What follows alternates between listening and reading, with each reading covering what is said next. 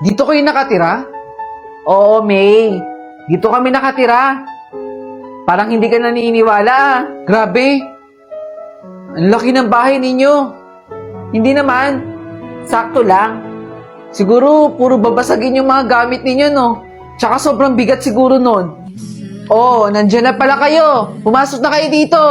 Yun na ata yung mama mo. Tinatawag na tayo ni mama. Pasok na tayo. Tara. Sige. Good morning po. Siya ba yung kinukwento mo, Trixie? Talaga, Trixie? Kinukwento mo kay tita? Oo, May. Madalas kitang ikwento kay mama. Sabi ko, ikaw yung matalik kong kaibigan. May, napakahusay mong kaibigan kay Trixie. Bilib ako sa'yo. Opo, si Trixie po lagi yung kasangga ko po sa school po. Tsaka siya lang po yung mapagkakatiwalaan ko pong kaibigan. Balita ko nga matalino ka daw. O siya, sige. Paglulutuan ko muna kayo ha. Sige po, dito na lang po muna ako. Magsi-CR lang ako ha. Diyan ka na muna habang nagluluto si mama ng kain natin.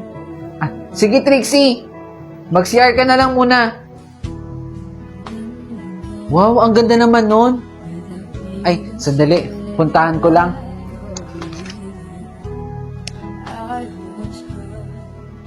Ang ganda naman ito.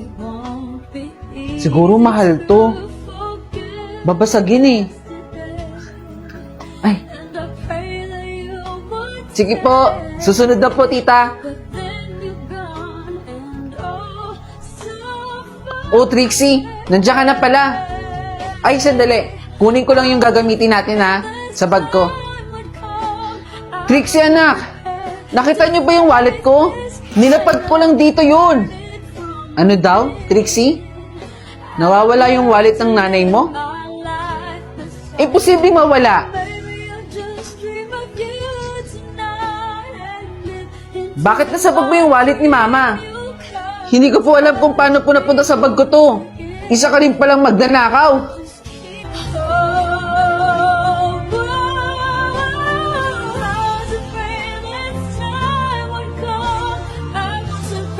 Bakit ang ingay sa klase? Teka. Estudyante ba kita rito? Ngayon lang kita nakita. Alam mo, kung pwede lang lumabas ka na dahil magtuturo na ako sa mga estudyante ko. Nako, inaatake na naman ng sungit at galit si ma'am. Nakakatakot si ma'am, no? Ayaw man lang umiti. Joseph! Ano binubulong-bulong niyo dyan? Okay, get your assignment now!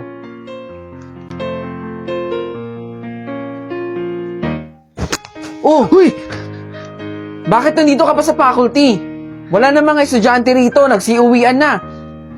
Bata, hindi ako nakikipagbiruan. Grabe naman po, ang sungit ninyo.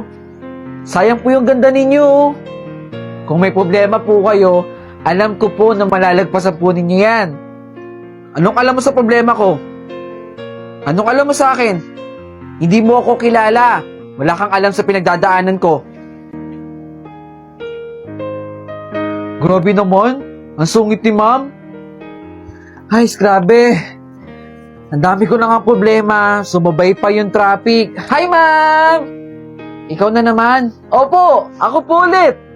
Tigilan mo ako ba? Hindi ako nakipag... Uy, teka lang ma'am, sandali. Mag-joke lang naman ako Ano to? Eddie, bulating inasihan. Joke ba yon? Tumatawa ka nga, ma'am Yan! Ganyan po! Dapat lagi tayong umingiti. Alam mo bata, kumain ka na ng breakfast mo. Alam ko, gutom lang yan. Ikaw talaga. Kung magre-resist kayo, mag-resist na lang kayo ha. Ang ingi-ingi nyo pa. Ma'am, bumiti ka lang po. Ang ganda-ganda nyo po. Alam ko na naman, mag-joke ka na naman, bata. Gutom ka na ba? Sumubang sa bayan ako? Tara, kain tayo. Aba, gusto ko yan, ma'am, ha? Grabe, napangiti niya si ma'am. Kaya nga first time ko siyang makitang ganyan. Asan na kaya yung bata? Ilang araw na siyang hindi nagpapakita sa akin, Nakakapagtaka naman.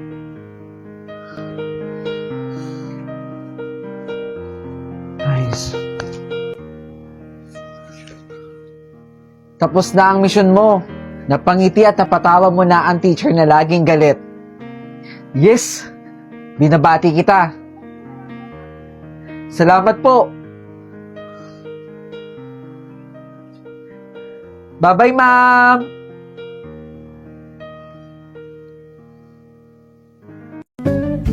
Ma! Pera na naman ba? Sige na! Wala akong pera! Manahimik ka dyan sa bahay! Parang pera lang eh. Hindi naman ako lumalabas ng bahay eh. Lalayas ka na naman? Kung talagang bata ka?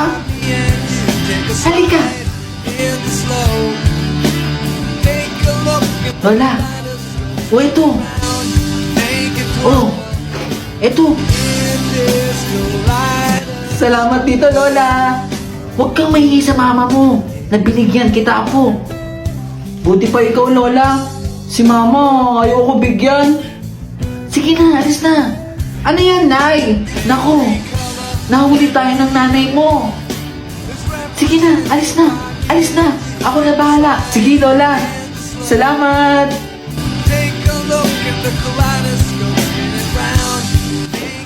Lola, meron akong regalo para sa'yo. Apo, ano ba yung bitbit mo? Happy Grandparents Day! Aba, may regalo ka pa sa akin para sa Grandparents Day ah. Teka, ba't parang busy ka dyan, Apo?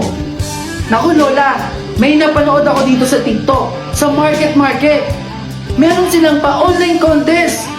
Para makasali, kailangan daw muna natin i-follow ang I Love Market sa TikTok account nila. Mag-a-upload lang tayo ng 15 seconds video ng favorite hobby natin with the hashtag Market Proud po, hashtag Grandparents. At hindi lang yun, dalawa ang pwedeng manalo ng 2,500 worth of Metro GC. Ano, Lola? Sali tayo? Naku po! Sige! Sali tayo dyan!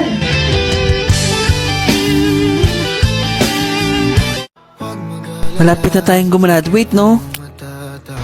Siguro, pag nakagraduate na tayo, at saka nakakahanap ng trabaho, gaganda na yung buhay ng pamilya natin. Ganun ba yun? Siyempre, kasi sumasahod na tayo. Tsaka nabibili na natin yung gusto natin. Naku, mas lalo ako na-excite na makagraduate, tsaka makahanap ng magandang trabaho. Ako nga din eh. Grabe. Congratulations! Salamat po. Sana all cum laude. Naku, nasa pagkatsaga lang po. Huy! Bukas ha, sabay na tayo pumunta ng Makati. Maghahanap agad tayo ng trabaho. Huwag po tayong magtulakan, makakasakit po tayong lahat. Grabe, sobrang init naman dito. Magandang araw po, Manong. Saan po ba dito papunta ang paseo? Sa paseo. Opo. Pagkatawid mo dyan, sumakay ka ng bus. Salamat po. Konti na lang. Puno na to. Tatawag na lang po kami, sir, for your second round of interview. Ganun po ba, ma'am? Sige po. Thank you for your time and effort, sir. Salamat po. Spending na ng pera ko. Kasya pa naman to, makakauwi pa naman ako. Grabe. Kala ko ganun kadali nang mag-apply ng trabaho.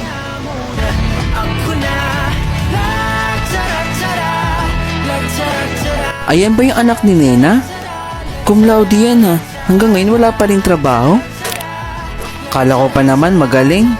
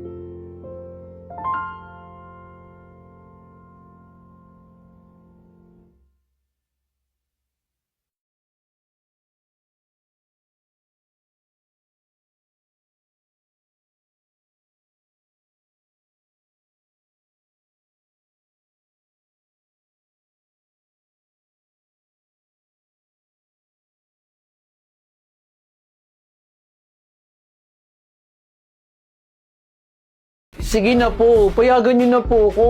Mag-outing lang po kami ng mga kaklase ko eh. Kapag sinabi kong hindi ka pwede sumama, hindi ka sasama. Sana naiintindihan mo yun, Aliana. Sige na ma, ito na kasi yung huling pagkakataon namin na magkakasama kami. Huwag mo na akong piliting paluin ka pa ha. Graduating student ka. Sana alam mo yun. Lapitin kayo ng mga aksidente. Tandaan mo yan, baka hindi ka pa makagraduate. Saka gusto mo mong umalis ngayon. Basta hindi kita pinayagan. At huwag mo akong susuwayin dun ha. Maghugas ka ng plato doon. Eh, hindi nga kasi ako pinayagan ni mama eh. Gustuin ko man sumama pero ayaw talaga ni mama.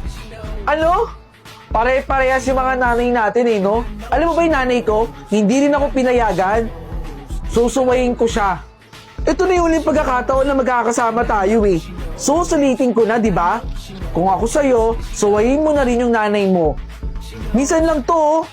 Ito yung ambag ko. Yung ambag mo, kahit doon na lang sa mismong lugar na pupuntahan natin. Sumama ka na, ha? Oh, ayan na. Buti tumakas ka sa nanay mo. Oo. Basta huwag kayong maingay kay mama, ha? Gusto ko rin naman mag-enjoy, no? Inanda mo na ba yung pangambag mo? Oo, sige. I-upload ko na yung pangambag ko. Paano ba yan? Magiging masaya to. Let's go! Tara na. Aliana, mabuti at nahuli kita dito. Ma? Di ba sinabihan kita na huwag kang sasama? Umuwi ka. Sinabihan kita na graduating ka at kailangan mong pumirmi sa bahay. Aliana, umuwi ka na. Pasensya na ha. Nahuli ako ng nanay ko. Kaya umuwi ka na. Sabayin mo ako pag-uwi. Muna na kami, Aliana ha. Mag-ingat kayo ha. Enjoy. Tara na. Masaya to, masaya. Oo, Kenji. Pasaway kang bata ka, ha? Aliana, anak. Yes, ma? Halika rito. Tignan mo tong balita na to. Hindi ba't mga estudyante to ng eskwelahan kung saan ka pumapasok? Bakit ganyan reaction mo? Sila po yung mga kasama ko. Ha? Ito ba yung kaklase mo na si Eric? Nalunod eh.